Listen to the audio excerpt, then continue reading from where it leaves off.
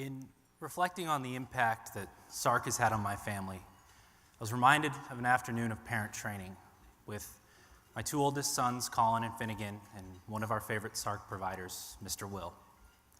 We'd just finished what was probably the 11th piggyback race around the living room, and had collapsed onto the floor to take a break. I very clearly overheard Finnegan whisper to his older brother, "Colin, do you want to race again, or do you want to go upstairs and play?"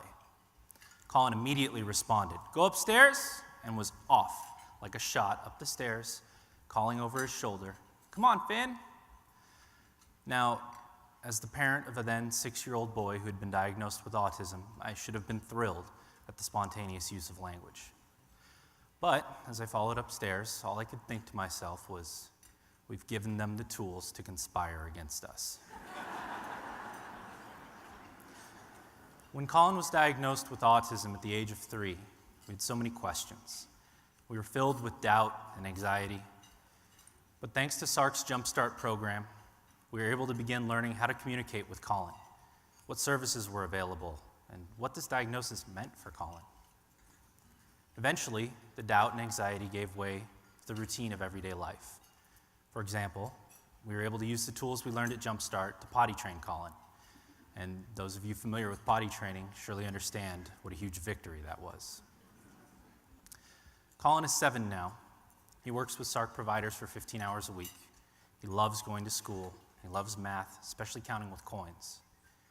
But the biggest change we've recognized in Colin is his increased self-awareness and self-control. Like many kids his age, when Colin doesn't understand why he can't have his way, he gets upset, which leads to pinching or crying. But recently, when I've seen one of these reactions coming on, I've noticed that Colin will pause and try to control these difficult emotions.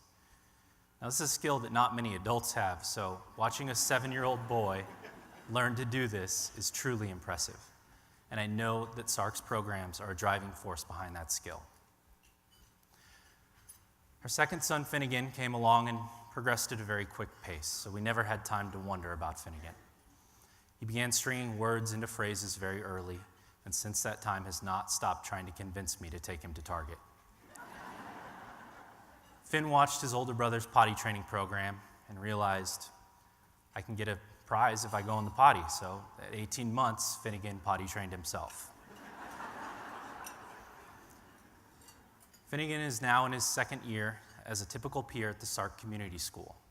It's been incredible watching Finnegan become the bright, compassionate boy that he is today, and I know that the lessons he's learning in the community school are a big part of that. Our third son, Owen, will be 2 in July. He came home from the hospital and was placed in the middle of what can fairly be described as a living room royal rumble. Owen, understandably, has always wanted to be just like his big brothers. But he has 2 very different role models. One who will not stop talking, and one who tends to be a bit more judicious with his speech.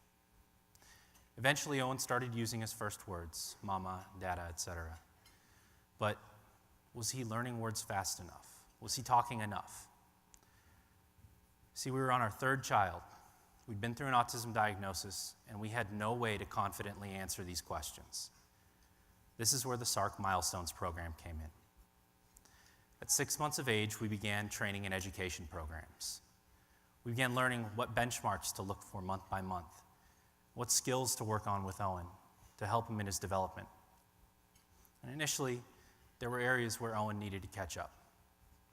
But after working with Owen and reaching the end of the program at 18 months, we were told there was little to no probability that Owen would be diagnosed with autism.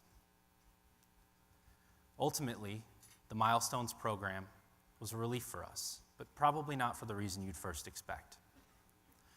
Rather than the final assessment that Owen was progressing normally, the greatest relief for us was knowing that had there been an issue, we were in the right place to make that determination early and to begin working with Owen immediately.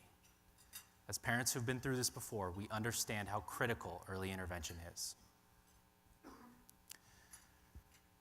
Now, without my family's involvement with SARC over the past several years, our lives would be very different. But I'm not here today out of hope for my family alone. I'm here today out of hope for all of the families out there who can benefit from everything that SARC has to offer, just as my family has.